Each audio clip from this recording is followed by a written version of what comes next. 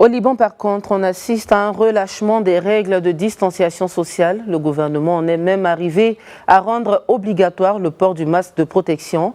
Et les autorités du pays tirent la sonnette d'alarme au sein des populations pour éviter une deuxième vague de la pandémie. Noa Bazir.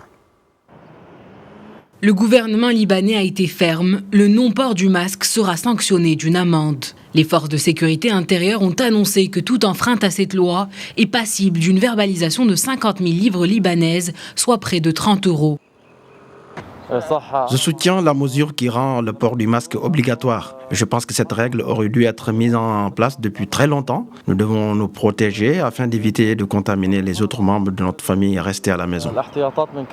Cette mesure, qui est entrée en vigueur ce vendredi 29 mai, a été mise en place suite au relâchement des règles de distanciation sociale contre la propagation du virus. À Beyrouth, comme dans plusieurs autres villes du pays, nombreux sont ceux qui prennent ces mesures à la légère.